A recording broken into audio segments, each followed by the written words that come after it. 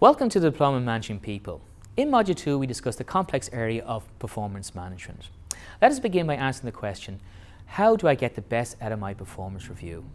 Armstrong and Barron believe that at its best, your performance management system should be a set of tools that will enable you as the manager and your staff have a conversation around what goals will they set for the year going forward and how they will contribute to the overall success of the team.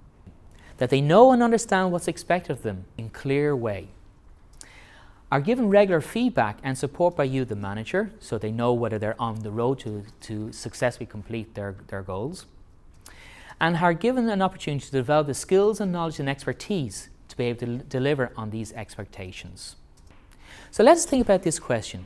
Do you discuss the business plan with your team prior to the goal setting meeting? This is very important because if you do, it gives an opportunity for your team to reflect on two things. One, how does the business plan impact on them as an individual, and also how does it impact on the team? So therefore they can have an opportunity to think about how will they contribute to the overall success of the team and the organisation.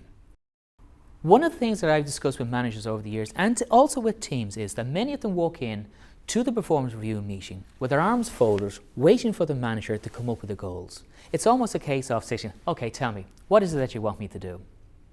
We need to move away from that situation.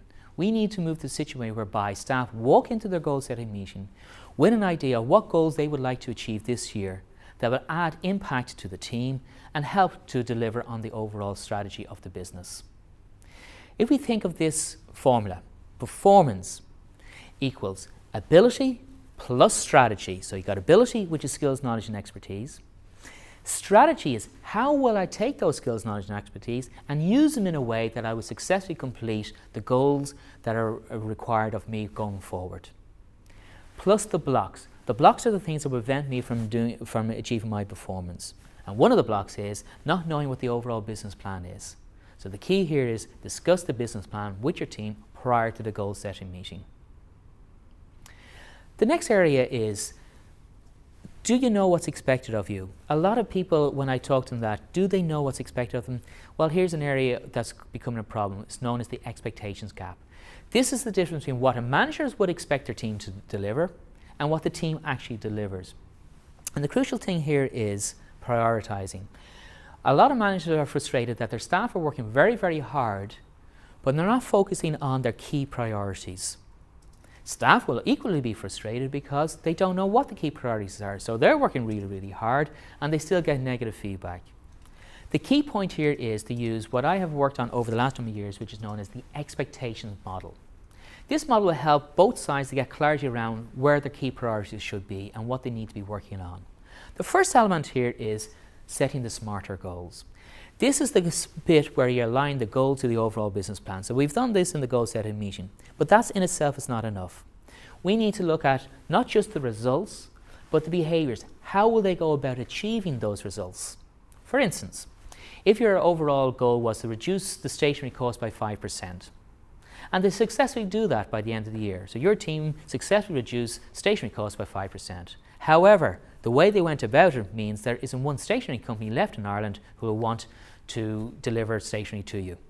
So it's not just the result, but it's how they go about the results, and that's the critical area there. So what do you expect them to do? The next element here is exceeding expectations.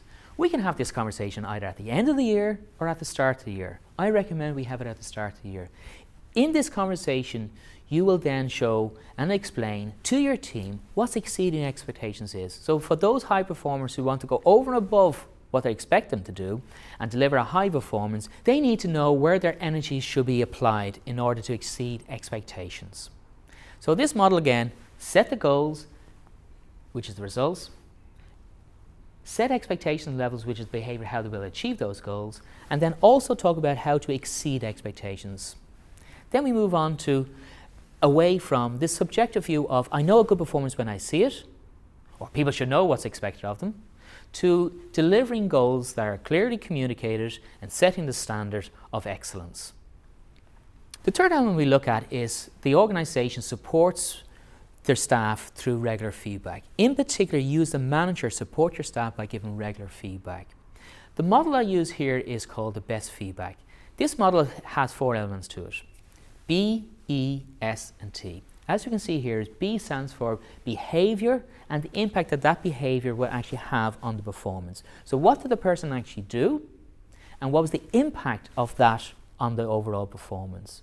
Once you've done that, you need to then engage with your team, engage with the person who's underperforming, so they understand why it happened, what was the root cause of the problem, and will it occur again? And that's getting to in communicating with your team in a clear and concise way. That's the current situation. We can't change that. What we got to do is use that to move it forward, and that's through the solutions. So focus on the future. What are the solutions? Now refrain from coming up with the solution yourself. This is where you ask the team members, what are they going to do to improve their performance? In this way, people take ownership of their performance. And the last bit is the time frame. When do you want to see this improvement happening by?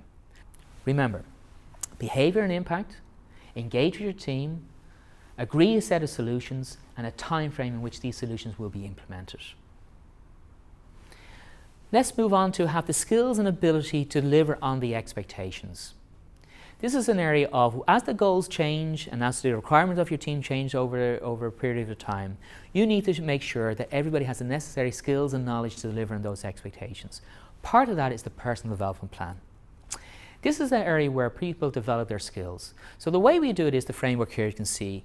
Follow these steps. First thing is to do a SWOT analysis.